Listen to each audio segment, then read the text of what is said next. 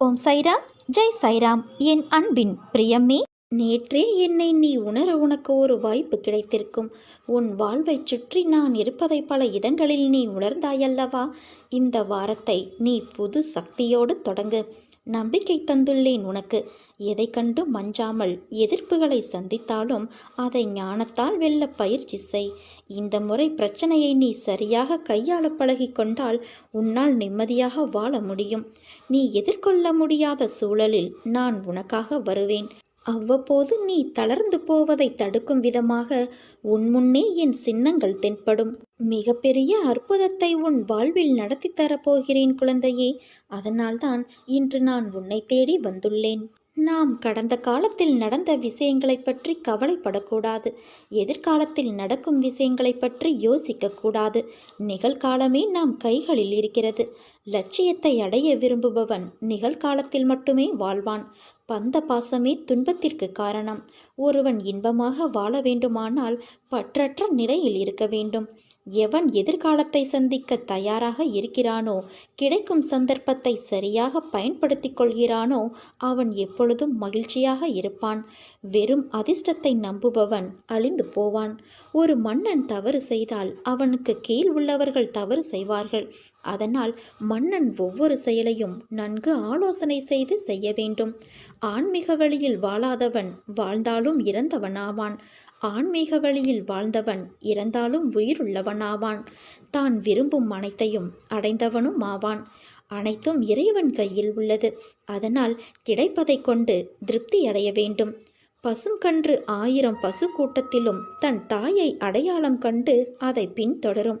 அதே போல கெட்டவன் கெட்டவர்களோடும் நல்லவன் நல்ல நண்பர்களோடும் செல்கின்றான்.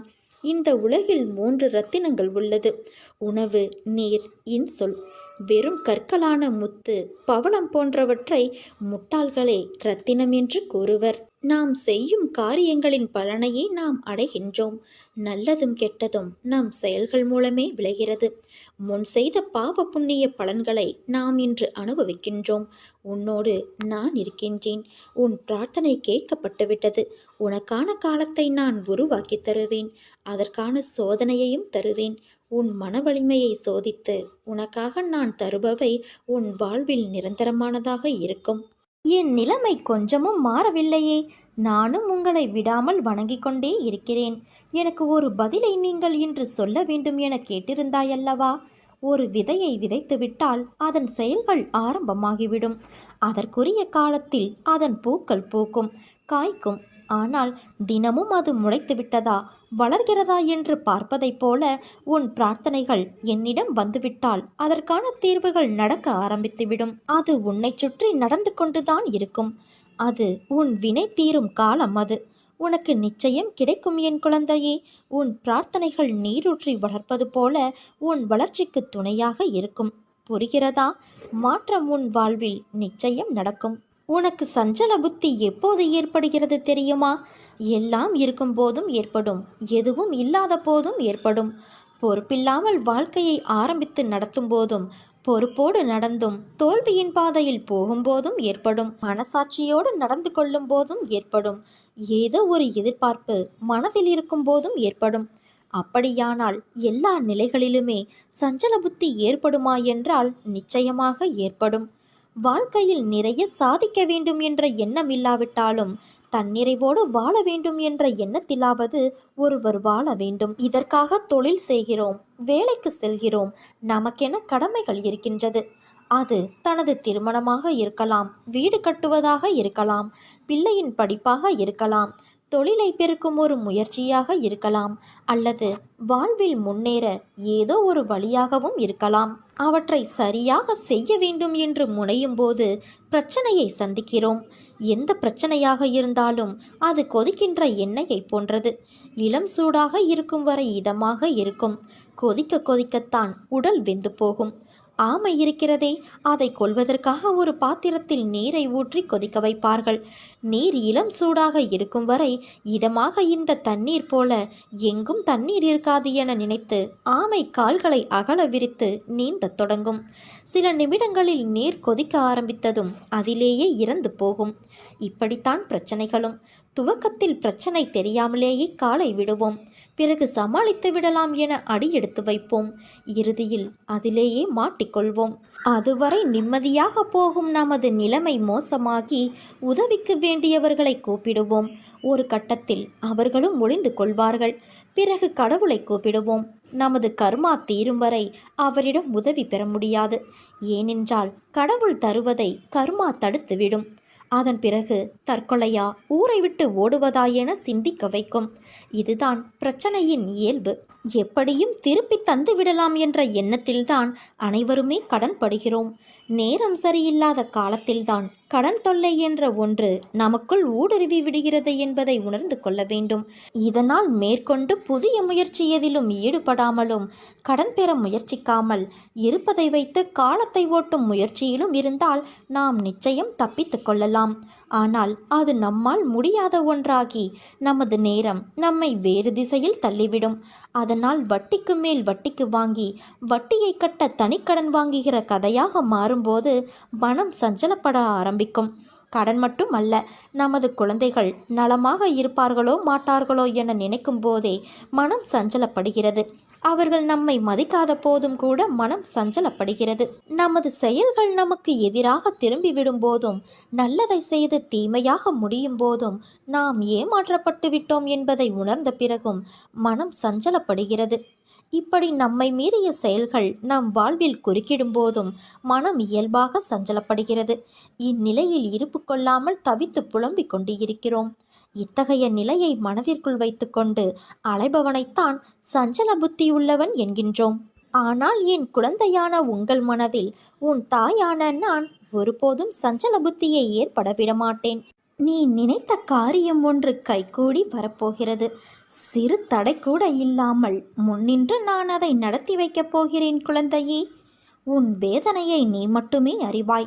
மற்றவர்களிடம் நீ பகிரச் சென்றால் அவர்கள் அவர்களுடைய வேதனை உன்னுடைய வேதனையை விட பெரிது என்று சொல்வார்களே தவிர உன் வேதனையை அவர்கள் புரிந்து கொள்ளப் போவதில்லை. மனிதர்களிடம் நீ ஆறுதல் தேடுவது உனக்கு வேதனை தரும். உனக்குள்ளே இருக்கும் என்னை உணர்ந்து கொள். உணர்ந்து சரணடைந்து என்னை காண முயற்சி செய். உனக்கான ஆறுதல் நிச்சயம் கிடைக்கும். உன்னுடைய பாரங்களை என் பாதத்தில் சமர்ப்பித்துவிடு. எதற்காகவும் கலங்காமல் தைரியமாக இரு. வெகு நாட்களாக நிறைவேறாமல் இருக்கும் காரியம் கைகூடி வரப்போகிறது. நீ துயரத்திலிருந்து விடுபட போகிறாய்.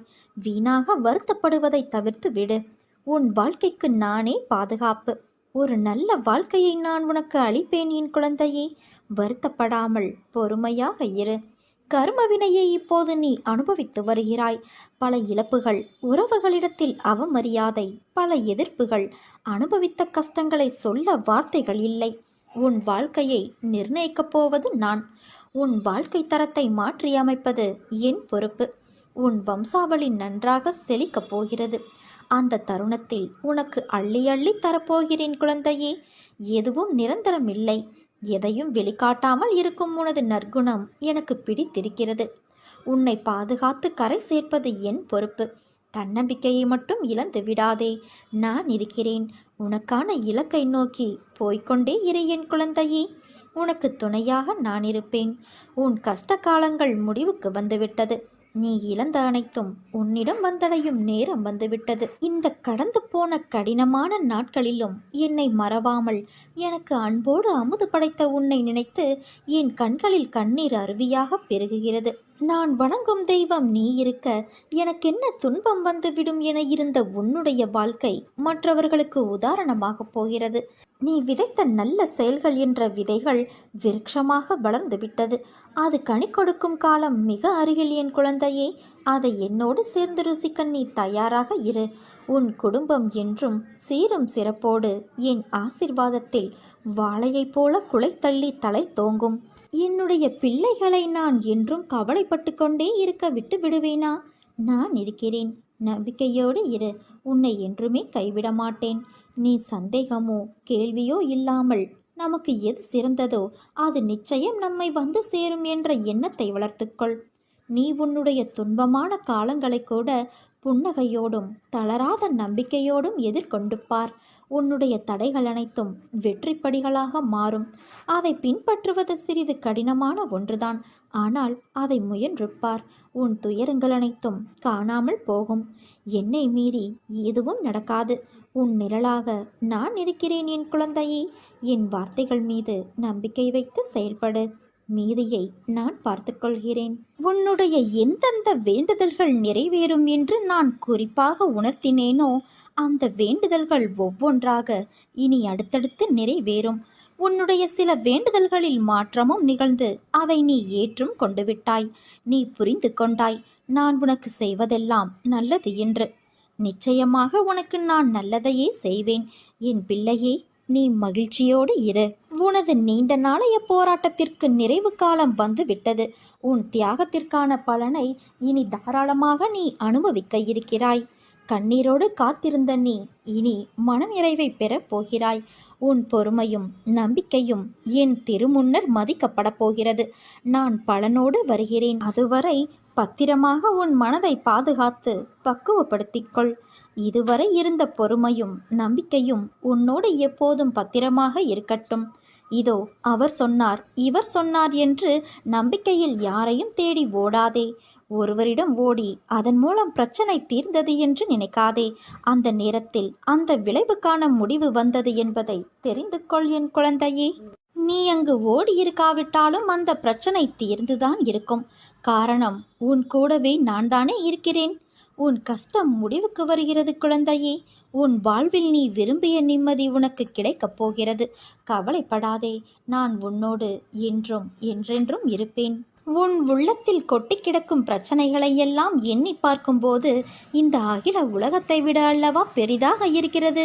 உன்னை புரிந்து கொள்ளாதவர்கள் மத்தியில் அவர்களுக்காக உன்னை கரைத்து கொண்டு வாழ்க்கையை நடத்துகின்ற உன்னை நினைத்து நான் பெருமிதப்படுகிறேன். நாள்தோறும் சிக்கல்கள், குடும்பத்தில் பிரச்சனை, நிராகரிப்பு, வேலைப்பளு, மன உளைச்சல் என நீ படும் அவஸ்தைகளை பார்க்காத இவர்கள் உன் மீது பொறாமைப்படுகிறார்களே. எப்போதும் உன் விருப்பம் போல செய். உரிமையோடு என்னை வணங்கி என் மீது உன் அனைத்து பாரத்தையும் போடு. நான் உனக்காக எந்த வதையையும் தாங்கிக் கொள்வேன். உன் பிரச்சனைகளை பார்த்து நான் மெழுகை விட மேலாக உருகி கொண்டு இருக்கிறேன். என் கண்களிலிருந்து ஆராய் பெருகும் சூடான நீரினால் உன் கர்ம வினைகளையெல்லாம் நான் கழுவி கொண்டு இருக்கிறேன். யாரை பற்றியும் எதை பற்றியும் கவலைப்படாதே. உன்னிடம் கை நீட்டி வாங்கும் அளவுக்கு உன்னை வைத்திருப்பேனே தவிர நீ அவர்கள் வீட்டு வாசலில் இனியும் நிற்குமாறு நான் வைத்திருக்க மாட்டேன். விரைவில் உன்னை தேடி அவர்களை வர வைக்கின்றேன். உன் பிரச்சனைகளை முழுமையாக நான் தீர்த்து வைப்பேன். உன்னை விட உன் பிரச்சனைகளை பற்றி உன்னை படைத்தவனுக்கு நன்றாக தெரியும். அவன் மீது முழு நம்பிக்கை வை. அவன் நிச்சயம் உன்னை காப்பான். உன் மனவேதனைகள் அனைத்தும் மிக விரைவில் உன் மனதை விட்டு மறைந்து சென்றுவிடும். நீ நினைக்கும் அனைத்தும் நிறைவேறும். சங்கடம் கொள்ளாதே. நான் உனக்கு துணையாக என்றும் இருப்பேன் என் குழந்தையே. நான் ஒருபோதும் உன்னை கவலைப்படு, அழுது புலம்பு என்று கூறவில்லை. நான் கூறியதையெல்லாம் என்னை நம்பு, பொறுமையாக இரு, உன்னோடு நான் இருக்கிறேன் என்பதுதான். இதை நீ கடைபிடித்தாலே போதும். பாதி துன்பம் உன்னை விட்டு விலகி சென்றுவிடும். நான் ஒருபோதும் பொய் சொல்வது கிடையாது. நல்ல வாழ்க்கை வேண்டும் என நீ கேட்டால் அதை அப்படியே நான் நிறைவேற்றி தருவேன். ஆனால் நீ நம்பிக்கை இல்லாமல் கேட்கிறாய். அதனால்தான் உன்னால் என் காரியம் தடைப்பட்டு போகிறது. விரைவில் நீ நினைக்கும் மங்களகரமான காரியம் உன் வீட்டில் நடைபெறும். பொறுமையோடு இரு என் குழந்தையே. உன்னுடைய அனைத்து பாரத்தையும் சுமக்க நான் காத்து கொண்டு இருக்கிறேன். வாழ்க்கையில் துணிந்து போராடு. எந்த சூழ்நிலையிலும் யாரையும் வெறுத்து ஒதுக்க நினைக்காதே. கடும் சொற்களால் பேச நினைக்காதே. உன் பாரத்தை முழுவதுமாக என் மீது நம்பிக்கை வைத்து செலுத்து. நான் தயாராக இருக்கும்போது நீ எதற்காக கவலைப்படுகிறாய்? நீ படும் வேதனையிலிருந்து நான் உன்னை விடுவிப்பேன். உனக்கு ஏற்பட்ட பல கஷ்டங்கள், கடன் தொல்லைகள், இவைகளிலிருந்து உன்னை நான் விடுவிக்கப் போகிறேன். இதுவரை நீ நேர்முகமாகவும் மறைமுகமாகவும் நீ பட்டதெல்லாம் போதும். காலத்தின் கட்டாயம். உன் கர்ம பலன்களை அனுபவிக்க வேண்டிய சூழ்நிலை. ஆனால் இப்போது இதிலிருந்து உன்னை முழுவதுமாக நான் விடுவித்து விட்டேன். மகிழ்ச்சியாக இரு. வாழ்க்கையில் நிச்சயம் ஏற்றம் பெறுவாய். அனைத்திலும் வெற்றி பெறுவாய். நான் உன்னோடு இருக்கும்போது நீ ஏன் வீணாக அழுகிறாய்? அழுதது போதும். எவரெவர் தூற்றினாரோ அவர் உன்னை பார்த்து பொறாமை கொள்ளும் காலம் வரப்போகிறது. நல்லதை மட்டும் நினை, நல்லதை மட்டும் பேசு, முடிந்தவரை உதவி செய். உன் வாழ்க்கையில் இன்னும் எத்தனை நாள் இழந்து போன விஷயங்களையும் உறவுகளையும் நினைத்து வருத்தப்பட போகிறாய்? அவர்கள் உன் அன்பை சிறிதும் உணராத மனம் படைத்தவர்கள் என்று நீ அறிவாயல்லவா? அதை உணர்ந்து தெரிந்த பிறகும் அவர்களுக்காக இன்னும் உன் நிமிடங்களை செலவழித்து உன் வாழ்க்கையின் சந்தோஷத்தையும் நிம்மதியையும் இழக்காதே. உன் மனம் ரணத்தால் கொதித்து போயிருக்கிறது. ஆதங்கத்திலும் வழியிலும் நீ இருக்கிறாய். நமக்கு என்று ஒரு நாள் வரும், அன்றைக்கு நாம் பேசிக்கலாம் என்று வேதனையில் இருக்கிறாய். நீ பேசி என்ன பயன்? அவர்கள் அப்படித்தான், திருந்தாத மனிதர்கள். அவர்களை கணக்கில் எடுத்து பேசினால் நீதான் நிம்மதி இழப்பாய். அதை ஞாபகம் வைத்துக்கொள். உன்னையும் உன் அன்பையும் கொண்டாடுபவர்கள் இருக்கிறார்கள். அவர்களுக்காக நீ சிரி, அழு, வருத்தப்படு, உதவி செய். ஆனால் உன்னை மதிக்காத இடத்தில் ஒரு நிமிடம் கூட தங்காதே. அமைதியாக அவர்களை விட்டு நகர்ந்து வந்துவிடு. அவர்களை பற்றி யோசிக்காதே. உன் கோபம் நியாயமானதுதான். ஆனால் அது வேண்டாம் என் குழந்தையே. அது உன்னையும் உன் நிம்மதி, சிரிப்பு, சந்தோஷத்தையும் துளைத்துவிடும்.